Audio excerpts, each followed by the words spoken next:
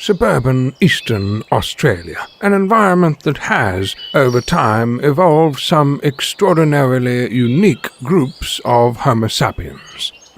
But today, we observe a small tribe akin to a group of meerkats that gather together atop a small mound to watch, question, and discuss the current events of their city, their country, and their world at large. Let's listen keenly and observe this group fondly known as the Iron Fist and the Velvet Glove.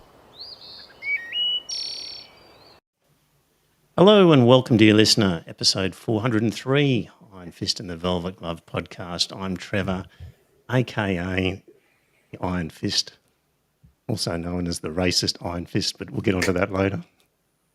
With me, as always, Scott the Velvet Glove. How are you, Scott? Not too bad, thanks, Trevor. And yourself? I've got my microphone this week. So. Yes, good to see you. You actually had it the other week. It was in a box somewhere in your house. It was in a box somewhere in my house, yeah. Anyway. Yeah. And Joe the tech guy's with us. Evening all. Yeah, so if you're in the chat room, say hello. All one of them. Yes, the one person in the chat room, say hello. Who are you in there? Keen to know. Yeah. Well, what are we going to talk about in this episode? A little bit of a feedback from my voice episode. And then, of course, we've got to talk about Israel, Palestine, Gaza Strip and everything that's going on there. Solve the problems of the Middle East in half an hour. That's what podcasters do. So we'll have a go at that. Don's in the chat room. Chris is in the chat room. Good on you guys. Thanks for joining us. Right. So, yeah, last week was my recorded episode on The Voice. Had a lovely time in North Queensland, a tropical island, getting away from it all. And got some feedback afterwards, some good and some bad. So Jimmy sent a lovely message, which was, "Hi, Trevor. Just wanted to shoot you a quick message after listening to your podcast about The Voice. I just want to congratulate you and commend you for a well-reasoned and thoughtful opinion, which is contrary to the popular opinions amongst my friends. In fact, it was extremely brave. I will still be voting yes, but I can't say that there was anything you said that I disagreed with. Very well done. Thanks." Fantastic feedback, Jimmy. Like, I don't expect to change people's minds, but that's a lovely comment. Thank you for that. Watley, he sends me voice messages. And the interesting thing about Watley is he's still thinking about it. He's still not sure what he's doing, but he's umming and ahhing and over the place. So some nice feedback from Watley. Bronwyn sent me an email and had a few things that she wanted to pick up with me where she differed. She did just mention generally, moving away from her critique of the podcast, but just generally that she's disappointed at the way the voice debate has been going on from both sides. Gentlemen, your observations of the debate in general that you've seen online on Facebook, Twitter, and other places. Well, anything about the debate struck you?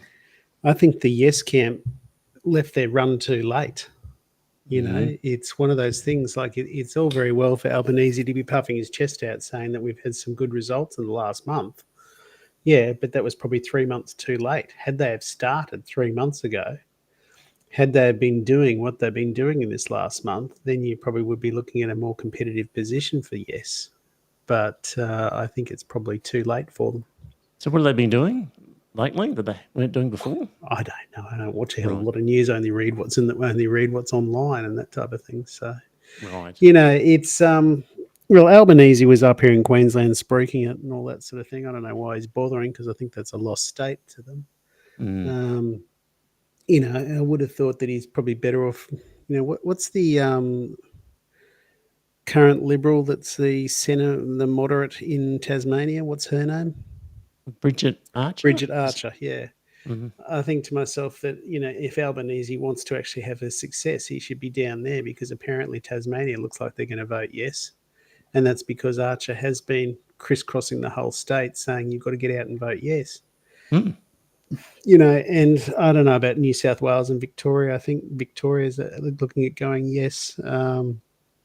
New South Wales is potentially going to go no, but they're just not sure. The two that they can write off are Queensland and WA. Mm. Yeah. And Joe, the debate in general, any thoughts? I have seen the usual, because of course my local potato is. He sent out some brochure, which was, "Oh, it's all indecisive. There's no real meat to it. Vote no because we can't be sure." Which I have to say is a fairly shit argument. It's an appalling argument because he might as well be attacking the entire Constitution, because the Constitution doesn't actually say, the makeup of the courts and all that sort of stuff. It says you've got to have courts. So you've got the courts, but you just got to make them up. So, but aside from that, and there was a few Facebook ads. I really don't do Twitter, but in terms of the media, I've seen a lot of coverage, which has mostly been aiming on the left, on the yes side. There was some balanced stuff from the ABC, which was we interviewed a bunch of people pro and con. And then there was probably the conversation. There was something debunking the UN land grab and talking about some former soap star, apparently, who's got deep into the conspiracy weeds. So there's the United Nations something on Indigenous persons. there's a statement on Indigenous people that the UN has brought out, and don't know exactly what it says. And apparently, so there's a lot in there about reparations and land rights and negotiating with an Indigenous council that is nationwide to come in for mining rights and things like that. Right. So it's a sort of a conspiracy argument that if the voices pass, then these UN resolutions will have effect and basically these consequences. Right. Yeah. Yep. So I don't know. I don't participate on Twitter. I just look at stuff, trying to find interesting topics for this podcast. So there's a lot of left-leaning people that I've followed over the time.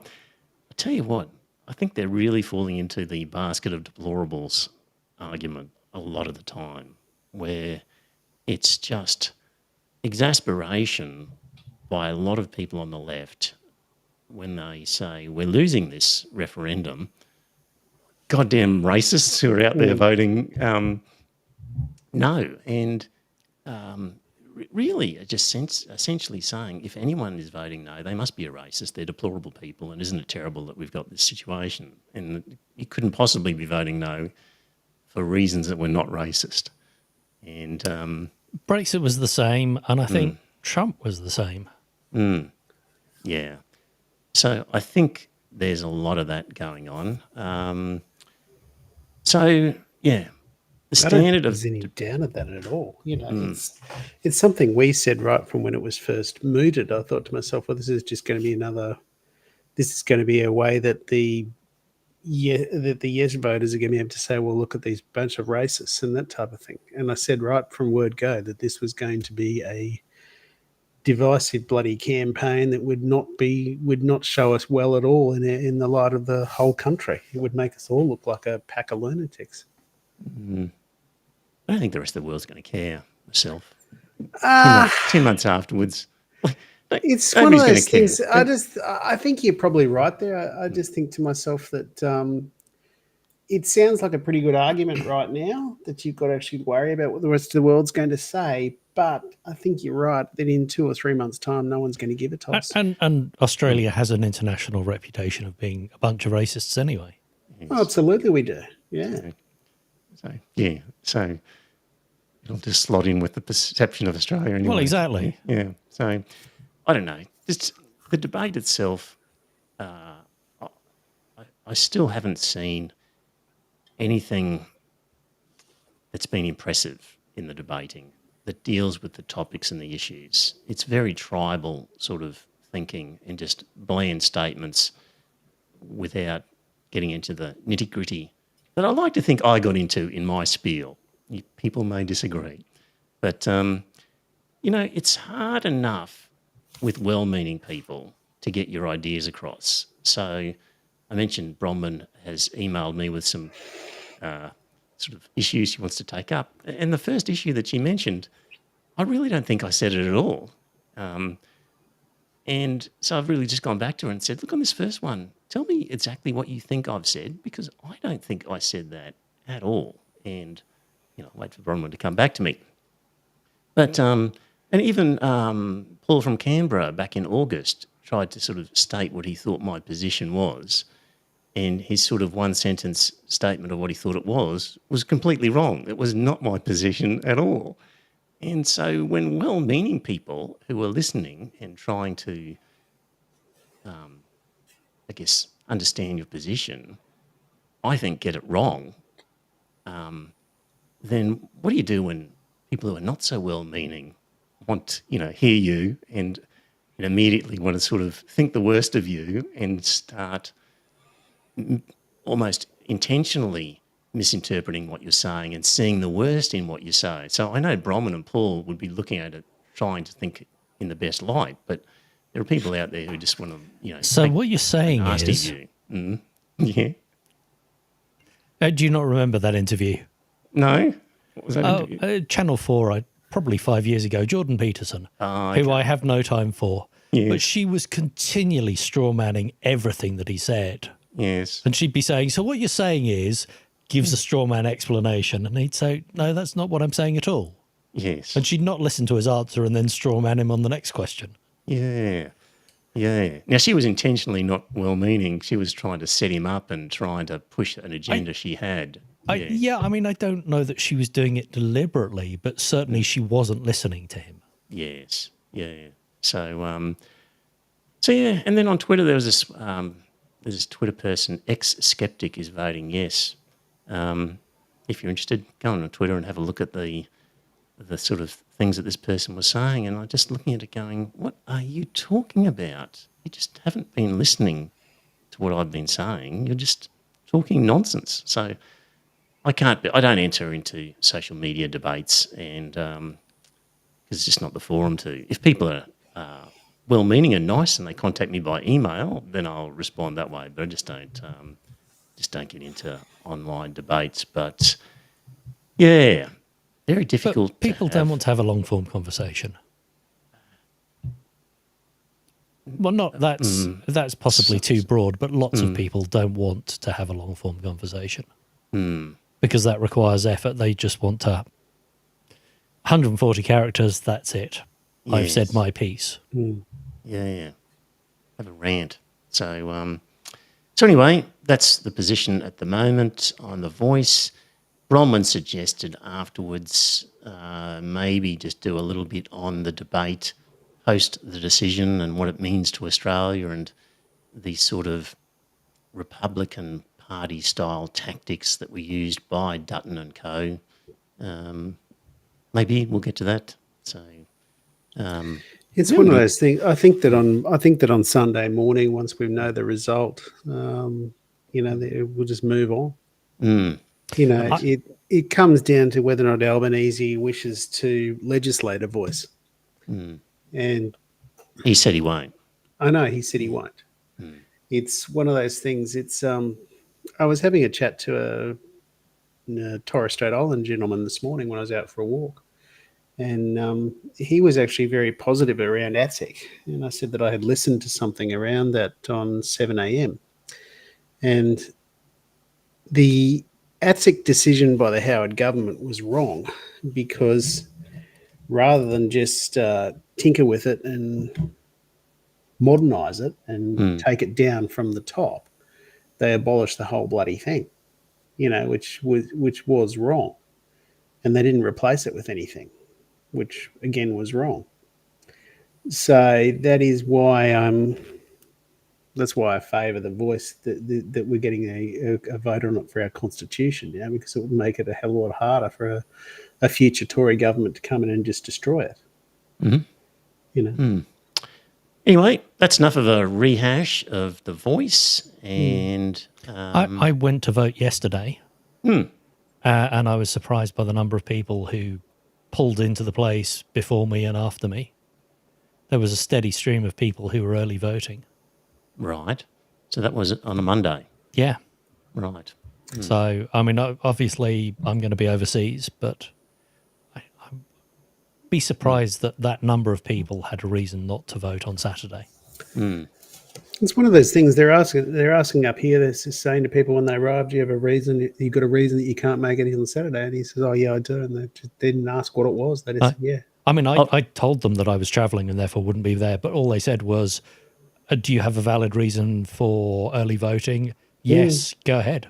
Oh, okay. Yeah, Hadn't thought of that. that's exactly what they're doing up here too. Right. Okay. Okay. Need to have a line ready for that. This is one of those things. I'm just going to go in on Saturday. Now, enough on The Voice. Shall we move on to Israel, Palestine? So, yes, over the weekend, we had that incident where Palestinians broke out of the Gaza area across the Southern demarcation Israel. line, and rockets were fired.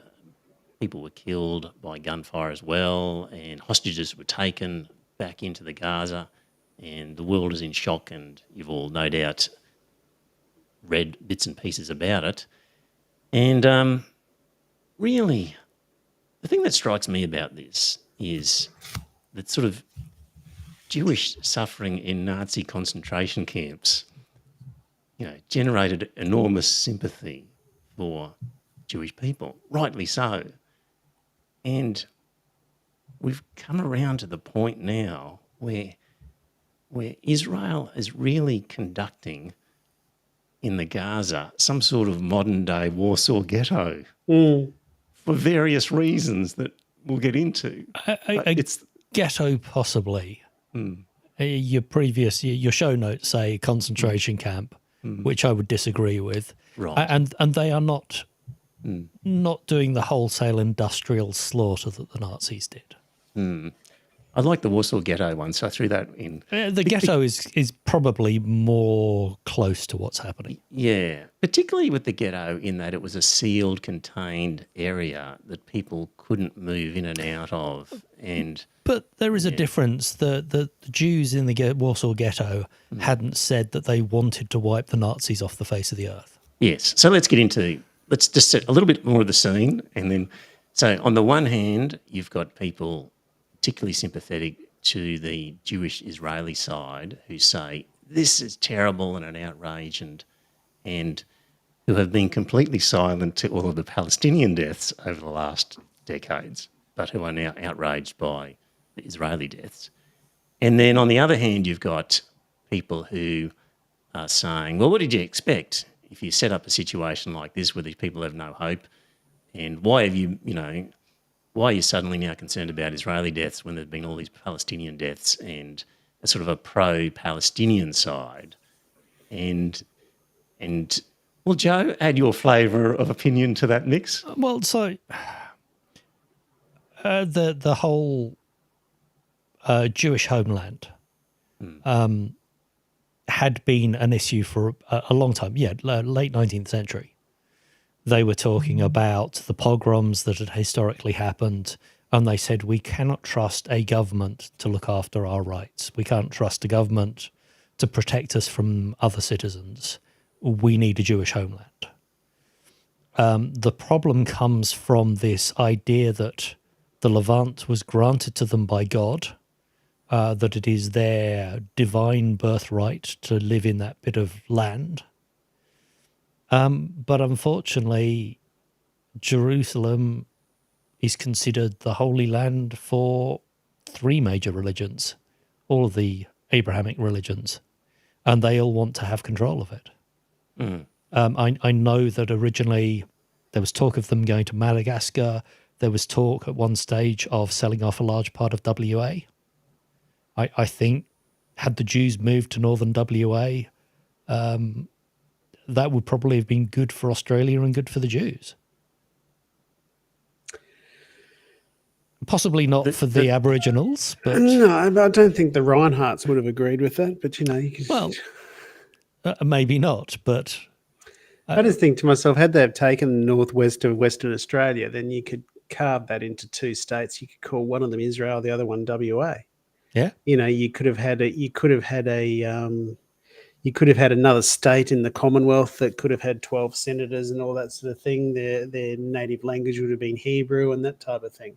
So you'd end up with a bilingual nation down here. You'd have English and Hebrew. So, Sliding doors. Yeah, I know, and it would have. I honestly believe that in 1947 a terrible mistake was made. A terrible, terrible mistake was made. They were trying to recreate something that hadn't existed for 2,000 years, If it ever existed. if it ever existed. Let's take their explanation of history as being reality, that it was the Jewish homeland and all that sort of stuff before the Romans kicked them out. So let's take that as realistic. Then what they were trying to do was recreate something that hadn't existed for 2,000 years. And that was absolutely crazy that they thought they could do that. And I agree with the whole point that Trevor raised, saying that the barbaric manner in which the Jews were treated by the Nazis meant that, rightly so, there was a hell of a lot of sympathy for them. And I agreed wholeheartedly with that sympathy. However, the sympathy is being edged away little by little every year when you see them react so blatantly horrible towards the Palestinians. And, it's one of those things. I've got an old friend of mine up in Toowoomba who said that what they ought to do is they would put a sign facing out from the Palestinian border and that sort of stuff saying Arbeit macht frei, which is work will set you free, which was the Nazi concentration camp logo that they had on all of them. So anyway, it's one of those things. Sorry. Are you back with us, Scott? I think you pulled the cable out. Yeah, I think he did. It was my bit. No, he's back now. I am back, yeah. Yeah. It's one of those things. I just think that a terrible, terrible mistake was made in 1947, and we've now got to deal with it right now. And I think the only sensible solution is a two-state solution. But if part of that, what is it, around about 50% of the Palestinians are represented by Hamas, which is completely opposed to Israel even existing, then I just don't think you're going to get a two-state solution. Palestine should be an Islamic state. Yeah, I know that, and that's even worse. Because there'd be no chance of it being secular at all. No, they want a Western Iran, as in an Iran to the west of the current Iran. Yeah, I know. Yeah, and the problem is that the West Bank is just dotted with all of these settlements that are, some of them Palestinian, some of them Jewish, with these corridors, connecting them. Very hard to, do a proper borderline now in that area. It's virtually impossible. It's a mess. It's a right mess. And who predicted the mess in the first place, Scott? Albert Einstein. Oh, did he? What did he say? Who wrote in the beginning, this is shortly after 1947, I think. Let me just see what he wrote here. Dear Sir, when a real and final catastrophe should befall us in Palestine, the first responsible for it would be the British, and the second responsible for it, the terrorist organisations built up from our own ranks. I'm not willing to see anybody associated with those misled and criminal people. So he saw terrorism coming from within Jewish ranks because of the nature of what was being set up. But interestingly, the terrorism was the Jews against the British, and it was the Americans who funded the Jewish landing. They provide the arms and the equipment. So, yeah, I mean, you go back to 1917 with the Balfour Declaration, which was the British talking to the Jews and saying, yes, you can set up a Jewish homeland inside Palestine. Yeah, but I think the British were making those sorts of guarantees to everyone at the Yeah, time. 'Cause absolutely. They were trying to undo the Ottoman Empire. Yes. Yeah. So they were making promises to the Palestinians, they were making promises to the Jews, and They neither were making side. promises to the French. Yeah, I know. It was one of those. It's a hell of a mess.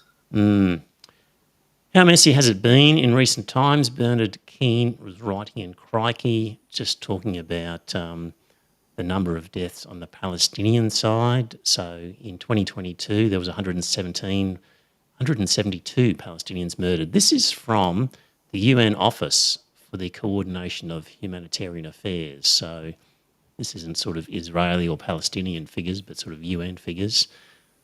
80 Palestinians killed in 2021.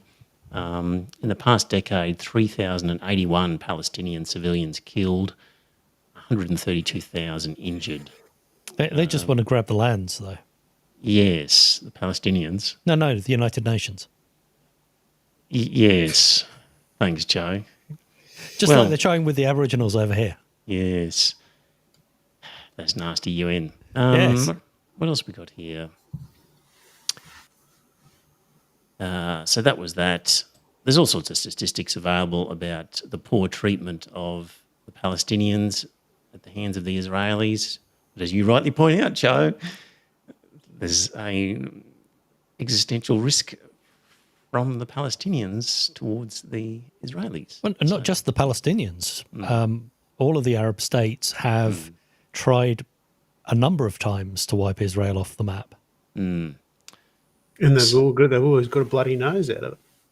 They have, but that doesn't mean that they don't want to and that they wouldn't, given half a chance, try again. Yeah, I know that. It's probably the nuclear, the fact that the Israelis have a nuclear bomb that has stopped it happening again in the last, whatever it is, 40 years, 50 years. 67 was the last time it happened. That was the Yom Kippur War, wasn't it? I thought they said 50 years and a day since the last one. So that was 72. Okay. 73. Okay, gotcha. It's interesting just the sort of the propaganda and the framing and how media pushes certain lines and people push their own angles and how subtly this can be done. So Alan McLeod in a tweet pointed out reporting by BBC News and World News. And so the BBC reported more than 700 people have been killed in Israel since Hamas launched its attacks on Saturday. And at the same time, they wrote, more than 500 people have died in Gaza after Israel launched massive retaliatory airstrikes, according to Gaza's health ministry.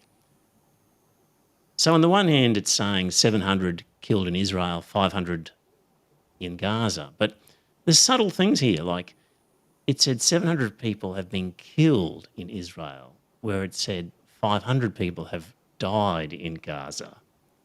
And the one in relation to Gaza also finished with, according to Gaza's health ministry, which casts doubt on whether you want to believe their figures or not. So there's just a framing there that instead of saying 500 were killed in Gaza, it's just have died. And these are sort of subtle framings of things that can make a difference in your perception of which side you're going to favour, if any, in these things. So I thought that was interesting. Albanese, our Prime Minister, has come out clearly on Israel's side in this.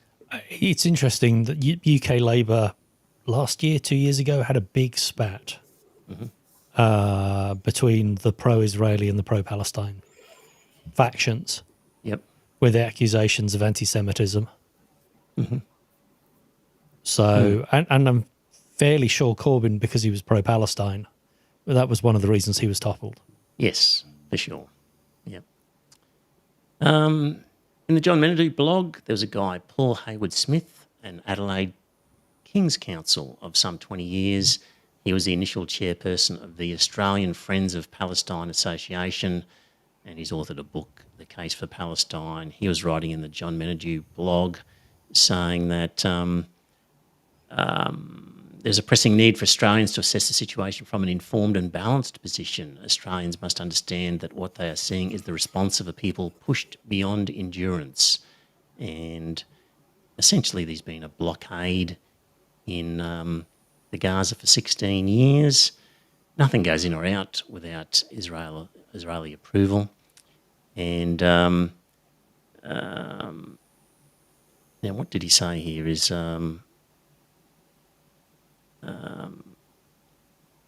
Australia's failure to act has contributed to the current quagmire. Had the ALP, on gaining office in 2022, done what its rank and file had called for at a preceding national conference, namely to recognise Palestine, who knows what might have followed. And he argues that some other countries might have followed recognising Palestine if Australia had, and maybe that would have been enough to keep them happy. I don't know about that. I don't think it would have kept Hamas from launching the attack. Correct. And because we've already finished saying not so long ago that nobody cares what Australia thinks or does about anything anyway. Yeah. But that was interesting that ALP conference had called for recognising Palestine. Wasn't aware of that, but ALP leadership doesn't follow. I thought the vast majority of countries have recognised Palestine. Probably not the sort of main Western countries. No. Would that be right? I think so.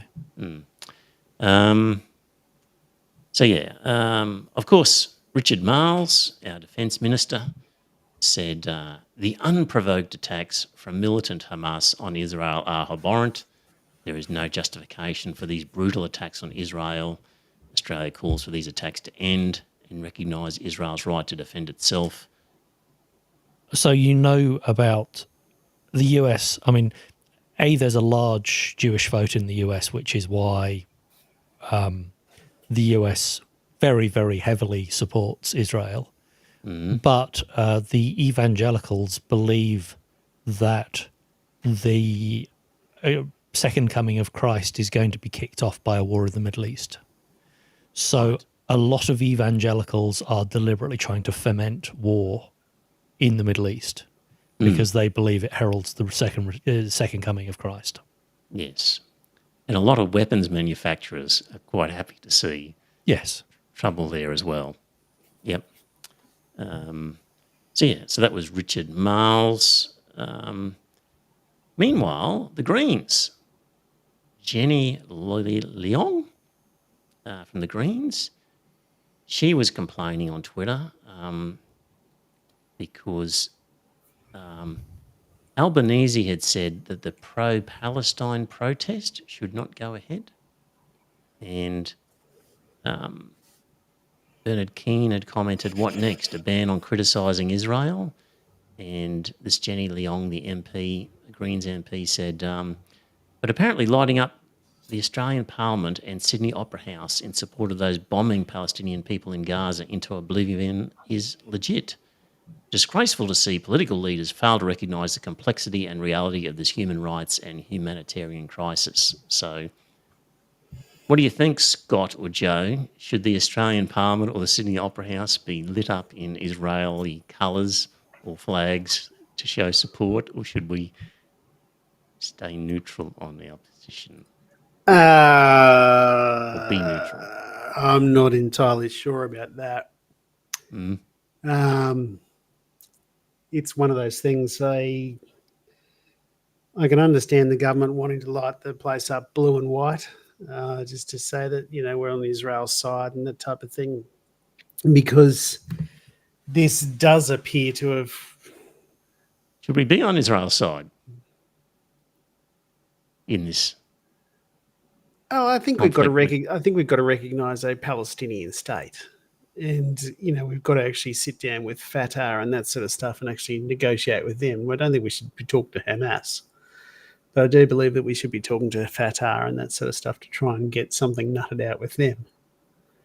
And I think that if the rest of the Western world would go along with that and saying, look, we're going to negotiate with Fatah, we're not going to negotiate with Hamas, then eventually Hamas will end up withering on the vine and dying. Unfortunately, Hamas is supported by the people in In the Gaza Strip. the Gaza Strip, Yeah, I know that. and that's why the blockade is because Hamas was rocketing Israeli settlements, and so it was to stop weapons being brought in, particularly from Egypt. There was a huge problem with missiles and rockets coming in from Egypt. I really don't know how you solve it. There is no solution. But No, there is no solution. You've got to actually, you got to bang their two heads together because they're both that's what they're doing. Yeah, I know, but you've got to actually you've got to actually bang their heads together because one's the tribe of Abraham, the other one's the tribe of Ibrahim, and they were both brothers. It's. Family fights are the worst. Yeah, I know, but this is the whole point. The world is being dragged into this whole bloody family feud, which is ridiculous. Just getting back to this provoked and unprovoked. So Richard Marles said the unprovoked attacks from militant Hamas on Israel are abhorrent. And Caitlin Johnston in an article quotes a whole bunch of people who, like the White House, for example, said, the United States unequivocally condemns the unprovoked attacks. And House Speaker Jim Jordan said, the unprovoked terror attack today. And Robert F. Kennedy Jr. said, the ignominious, unprovoked and barbaric attack. And she goes on with people saying unprovoked. Like, Joe, even somebody with a fairly hardish position like yours on the danger of Palestinians having access to weapons, etc., you couldn't claim it was an unprovoked attack. Like you'd say, oh, well, they had plenty of provocation to do what they did. Would you say it was unprovoked? You'd be happy to say, yeah, it was provoked, but it's all in context. I was going to say it's provoked on both sides, but Yes. at the end of the day, I don't think the Jewish people should be there. It wasn't like it was an empty piece of ground that they bought. They claimed it by divine right and invaded. Yeah, and it's bloody crooked what they actually did. They shot the poor bastards up that couldn't get away on time, and it was really criminal the way they actually took over the place. Yeah, but you can have a pretty dim view of Palestinians and Hamas, and yet you really can't go to the point of saying it was unprovoked. There was plenty of provocation there. It's just a function of what the situation's been in. So, but yeah, people are running around saying it was an unprovoked attack. Yeah, I know that, but it's just one of those things. I've said it before, and I'll say it again. Do you honestly believe if the PLO were as well armed as the IDF, that they would show the same sort of restraint that the IDF has shown, or would they drive the Jews into the Mediterranean? I think the latter would be more likely. Well, couldn't argue against you. Couldn't argue against it. So it's just a mess. It's a mess from its inception, and there is no solution. It was an absolute travesty that they actually did it. Right. What else can we say about it? I'll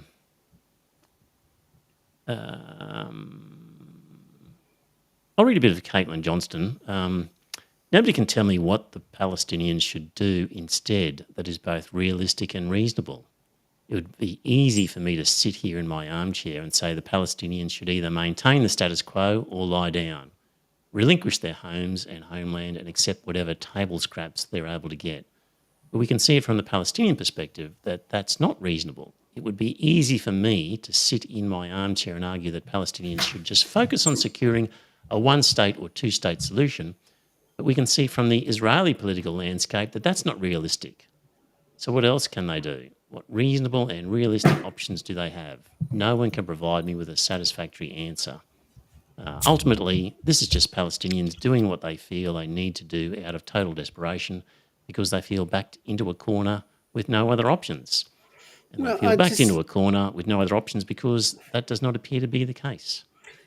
It's one of those things. But Fatah seem to have reached a better settlement, a better agreement. So it's not the Palestinians, it's Hamas. So Fatah being in the West Bank. West Bank, yeah. It's one of those things. I just think to myself that I can understand where she's coming from, but by the same token, what's this going to get them? All it's going to do is result in Israel taking out a very heavy hammer, and they're going to smash it down hard on the people that are in Gaza. So let's talk about West Bank then, Joe. Should the Palestinians in the West Bank just accept what they've got, and Israel should come to some two-state solution with the Palestinians in the West Bank? That's what was being negotiated. Now, I think Israel, from what I understand, the new settlers are coming in and building willy-nilly as well. It doesn't seem the current Israeli government is up for a two-state solution. No, even they're in not. even in the West Bank. So Whether let's you, just ignore the Gaza for the moment. But whether you stick UN peacekeepers in, as has happened in a number of states. Yeah, but see, you're going to have the UN there permanently. Yes, absolutely. there are so many pocketed little settlements intermixed amongst each other. You'd need an enormous force if you were to be effective. Yeah, you would have to repartition. Yes. It's one of those things. I think the Jews are going to have to abandon their whole settlements and that sort of stuff. But rather than actually bulldozing them like they did the last time they abandoned them, they ought to actually pack up and then leave behind the homes and everything that were built there for the Palestinians to actually inhabit. Right. So the Jew, The illegal Jewish Israelis settlers. should Yes. retreat back. They should out retreat out of the settlements and they should leave the settlement buildings and that sort of stuff behind with keys and everything for the Palestinians to take them over. Yeah, that's just never going to happen, is it? I know, because, the last time they did that, which was Even after if the government told them to, they wouldn't do it. Yeah, I know. It's the last time they actually retreated from a settlement and that sort of stuff. It was a ridiculous situation that they had that they actually bulldozed the settlements and that sort of stuff, and then they withdrew, which was absolutely crazy. It was a real churlish thing that the Israelis did then, where they said, well, they basically raised their middle finger and said, well, fuck you, you're not having our buildings, which was very churlish to do. Noisy Andrew, what would I do if my family had been forced into a ghetto for 3 generations? I don't know. I'm very lucky that I was born in Australia, so I don't know what I would do.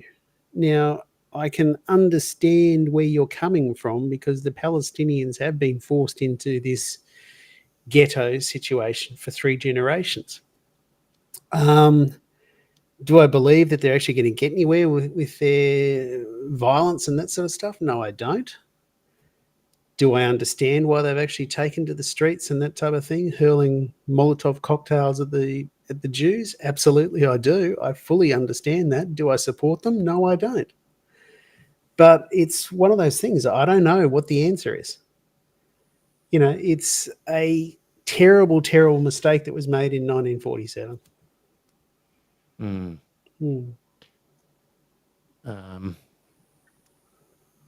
Yeah.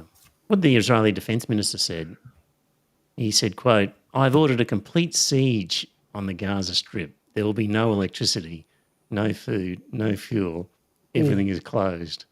We are fighting human animals and we act accordingly." Pretty terrible. I know. It's and one that of those things. It creates the next generation of Hamas supporters is the problem. It Yes. does. Because Even without religion, I was talking to my wife about this because we're just talking about religious differences. And it was like, even if you wiped out religious differences, there's so much bad blood now where just on each side, but particularly the Palestinian side would be saying, those goddamn people over there were responsible for killing my mother, my father, my uncle, my kids, whatever, just a whole range of family members. Very impossible to sort of get these people to... I had this growing up with Northern Ireland. which, that was 400 years ago. That all started. And it's a very uneasy peace agreement. I think the answer is he's breaking up the enclaves. It's forcing them to intermingle. It's forcing them to go to the same schools. Yeah, but that's that all sounds well and good, but it's just not going to happen because you've got people that speak Arabic, you've got people that speak Hebrew. So what are they going to do? Which language are they going to settle on to educate their kids? Are they going to educate them in Hebrew or educate them in Arabic? I can't imagine a Jewish family and that sort of stuff being particularly happy that their kids are being taught in Arabic. I think they're all bilingual, or lots of them are bilingual. Yeah, I know they're English and Arab, English and Arabic, or English and Hebrew. So I suppose you could actually say, well, we're going to teach everything in English. I think even the Israelis speak Arabic. Oh, do they? Okay. Don't know, but it's just forget the language. Just there wouldn't be the trust in the communities for each other. Yeah, what a complete mess. Here we got another one saying, would you believe that creation of Pakistan in 1947 was a terrible mistake? Yes. Yeah, partition absolutely was a terrible mistake. It was the only thing that kept them from killing each other, but it was a disaster the way it happened. And I don't know that it did keep them from killing each other because there was... there were terrible border disputes and everything like that. But even during partition, as partition happened, there were horrible, horrible massacres. So, I think India should have remained a single country. A single country that was secular, that didn't have an Islamic side and a Hindu side. And now we've got the Sikhs as well who want their own homeland. It's one of those things. The old boy must be rolling in his grave because it's all he wanted.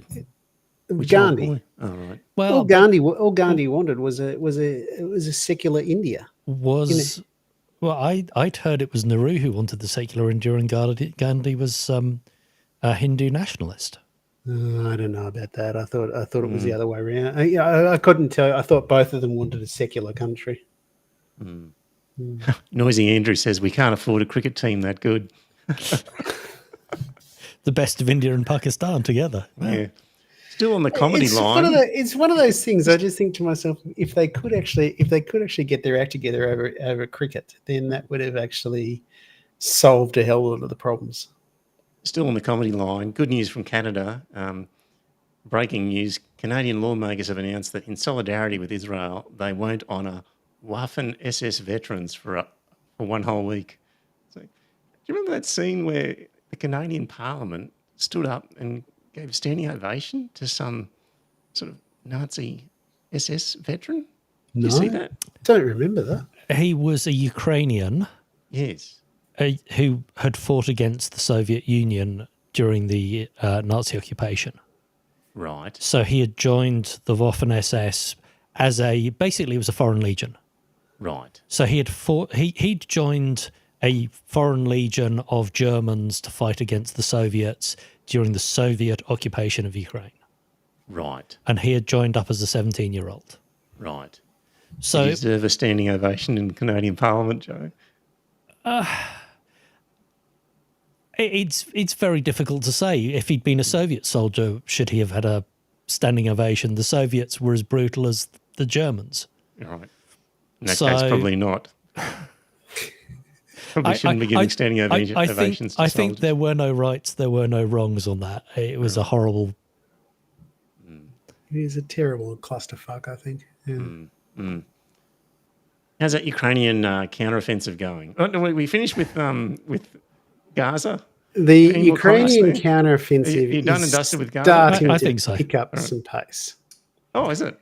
It is very, very slowly. Now, it's one of those things, they're going to have to pull up stumps on it before too long because the raining season's about to start. And then after that, it's going to go to snow. So I think that we'll have to wait until next year to find out where it's going to end up at all. Right. Well, so the military analyst that I listen to has actually said, because these aren't large-scale armoured movements, actually the minor things that are happening will carry on happening through the winter. Because it's a handful of troops. Basically, because the amount of artillery, you cannot amass a large armoured formation to break through the lines. So it's had to be piecemeal. You take a position, dig into that position, make yourself set up, and then move to the next position. So it's slowly inching forward. According to the New York Times, they put out a graph saying that since January 1, Ukraine has gained 143 square miles of territory. Yes. The only problem is that the Russians gained 331 square miles. Absolutely. So Because the Ukrainians are attacking heavily defended lines, and the Russians are effectively attacking some Ukrainians in a field. Right. So completely different Okay. levels of effort required. Yeah. And the point is the Ukrainians are trying to inch their artillery forward enough to break the land bridge to Crimea. And once they do that, effectively the Crimean Peninsula is isolated. The Russians regaining land really... Doesn't matter. It's fields. So it's important to Ukraine as there are foreign invaders on our soil. It's important to the villagers who are being terrorized by the Russian soldiers, who appear to be badly disciplined, underpaid, and are taking it out on the villagers that they can get their hands on and looting the houses because they're not getting enough money from the army, so they're taking whatever they can. But in strategic terms, I don't think the land mass that the Russians are taking has any major impact. So anyway, with the counter-offensive, probably, to be continued next summer, almost. Oh, absolutely. So the Russian Minister of Defense has said the war has to last till 2025 at least. Right. So the Russians are in it for the long haul. Right. The question is whether the Western allies will keep up providing munitions and Right. If we're waiting now another till the next summer, can we really call it the same counter-offensive? If that's the case, who Probably knows? another counter-offensive, I would have thought. right? Yeah. Okay. Anyway, Hey, it depends if they manage to inch forward enough that they can get their guns through next summer. I would say it's still part of the same counteroffensive. anyway, you listen a lot to Perun. Yes. Yes. So it sounds like John in the chat room also listens to or watches Perun. So I read a bit of Moon over Alabama. So, Yeah, the comments in there were interesting. yes. There's a lot of crazies in there, but there's some a good lot stuff in there. A lot of Russian bots in there, yes. Yep. But, it had references to the New York Times article, for example. So there's things like that in there that are good. Yes. All right. Well, what can you, wrapping up, because we're about to wrap up, dear listener.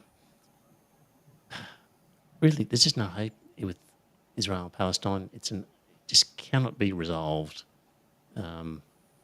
without I don't think it can be resolved either.